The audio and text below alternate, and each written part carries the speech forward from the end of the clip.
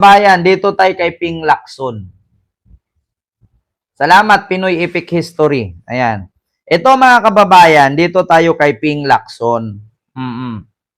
So ito, mga kababayan, basahin natin ha, Ping Lacson. Ayan.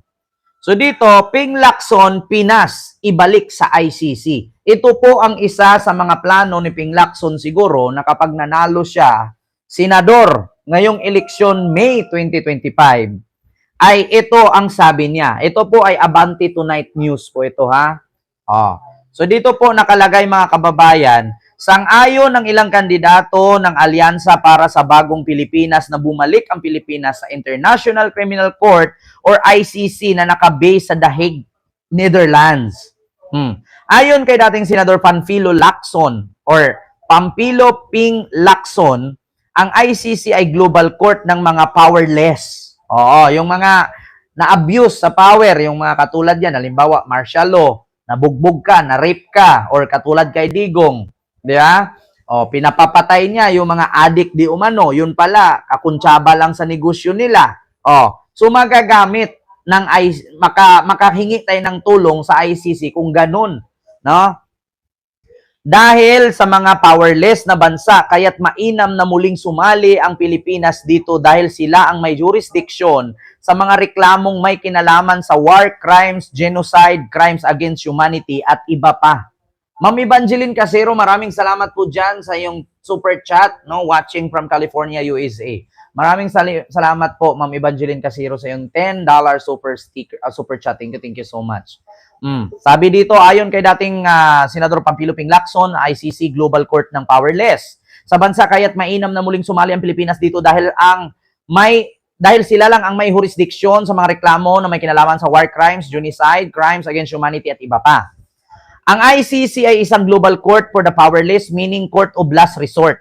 Ang kanilang general jurisdiction, ito ang nagdi-deal sa war crimes, genocide, crimes versus humanity. Doon nakapokus ang kanilang jurisdiction, sabi ni Lacson sa isang press conference. So mga kababayan, kung ako papiliin, isa ito sa ibuboto ko, si Lacson. Bakit? Gusto niyang ibalik. At nakita nyo naman ang example kung ano ang malaking tulong, malaking ambag ng ICC sa ating bansa. Una, ano nga ba ang naiambag nitong ICC? Kapag sumali ulit ang ating bansa, pagiging miyembro dito, baka may susunod, magiging Digong, ha? Hindi na tayo magproblema. Bakit? Kasi nandyan ang ICC. Yung mga presidente, yung mga politiko na mga brutal, di ba? Yung parang Saddam Hussein, di ba? Yung parang si Kuday at si Kusay. Di ba? Naalala nyo yung anak ni Saddam Hussein ng Iraq, si Kuday at si Kusay. Yun mga brutal na leaders. Di ba? Nakita nyo mga kababayan? Si Kuday at si Kusay, hindi nyo kilala yan, anak ni Saddam Hussein sa Iraq na leader na brutal. Parang Duterte din. Kung merong Kuday, merong Inday. Kung merong Kusay, merong Pulong. Sa Pilipinas. Kaya nga ito Saddam Hussein version 2.0. Mga kababayan, itong si Digong. Sabi pa ni Lacson, hindi kailanman kilalanin at hindi pwedeng maghain ng reklamo ang isang bansa sa ICC lalo na't hindi ito miyembro. Kaya nga, so saan nga ba tayo hihingi ng tulong kung sakaling mangyari ulit itong mga ganitong bagay katulad sa ginawa ni Digong? 'Di ba sa ICC lang naman? Kasi kung dito tayo mag-file, tapos ang kalaban natin, Duterte, bilyones ang pera. Hindi naman ako maniwalang hindi bilyones. Meron nga pambayad sa abogado, 150 million naman.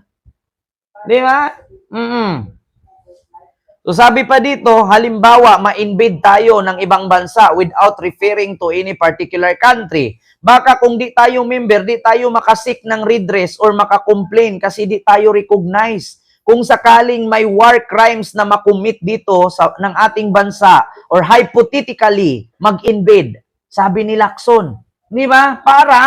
It's much better kasi kumbaga kung sa sarili natin, meron tayong insurance. Di ba? Kasi mahirap Katulad nito, ako, wala akong insurance. Paano kung ura-urada bigla ako nagkasakit? Saan ako hingi ng tulong? Di ba? Paano kung bigla ko na disgrasya? Anong huhugutin ko? Ito ang gustong mangyari ni Ping Lacson. Kaya kung ako, gusto kong iboto yung ganito. Di ba? Ang personal opinion ko, we should rejoin. And I limit my answer to personal opinion. Nasabi ko nga, global court for the powerless. Ito ang universally abhorred. Crimes committed against a group of people, binanggit ko na genocide, and so on, so forth. So very strong ano ko rito, we should rejoin. Dagdag ni Lacson. Para naman kay Senate Majority Floor Leader Francis Tolentino, kailangan ang tarapikasyon ng Senado sakaling bumalik ang Pilipinas sa ICC. Hayaan na natin ang 20 Congress na magdesisyon yan, kabilang ang ibang mahalagang tratado na napasukan o kailangan siguro ng collegial decision, hand in hand with moves of the Department of Foreign Affairs, sabi ni Tolentino. So maganda nga naman, mga kababayan. Maganda talaga pag mga ganitong bagay. Di ba? Kasi alam nyo, sa totoo lang mga kababayan, katulad niyan, maraming namatay, maraming binaril, maraming pinatumba, may salvage dito, salvage doon. Saan nga ba sila hihingi ng tulong?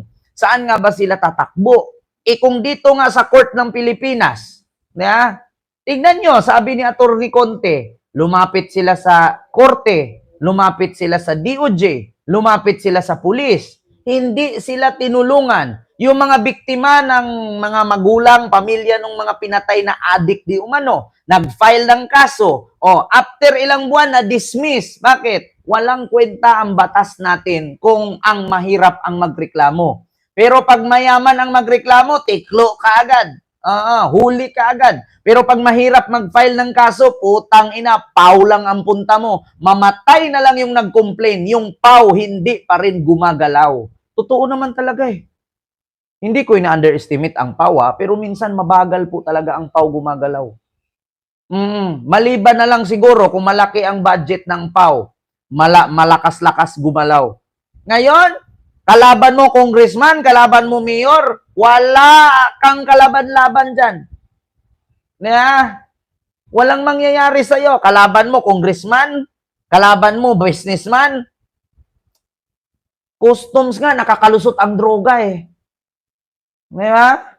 Customs nga, nakakalusot yung mga smuggling eh.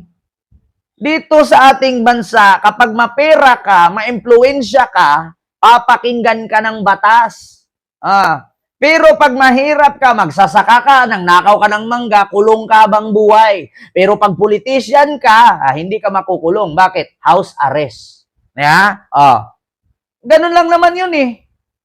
Pag mahirap ka, kawawa ka. Wala kang hustisyang makakamit.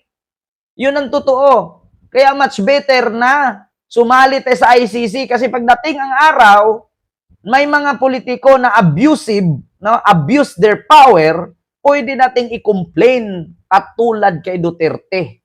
Tama naman kay Lacson. Pero hindi ko nakalimutan yung kuratong baliling ni Lacson. Totoo ba? Sino nakaabot sa kuratong baliling? Ibang kwento na yan.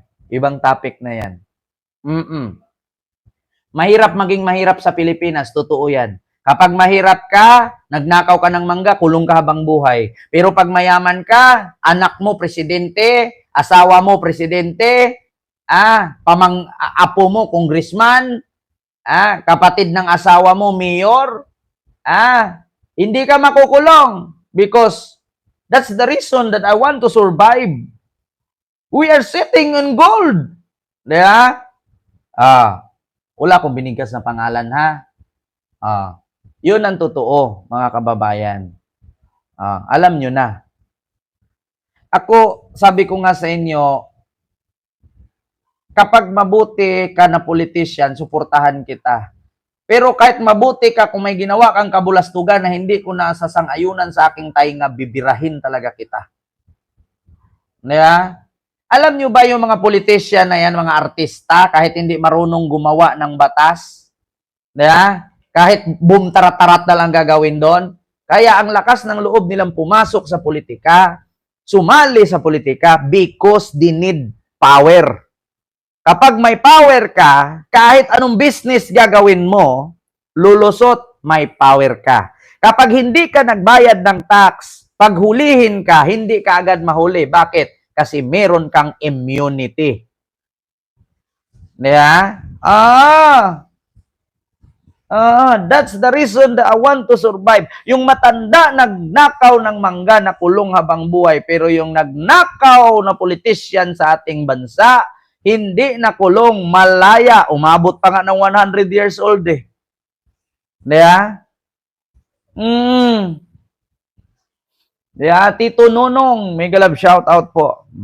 Totoo ako ha, mga kababayan, wala akong binigas na pangalan. Pag nag-react ka, guilty ka.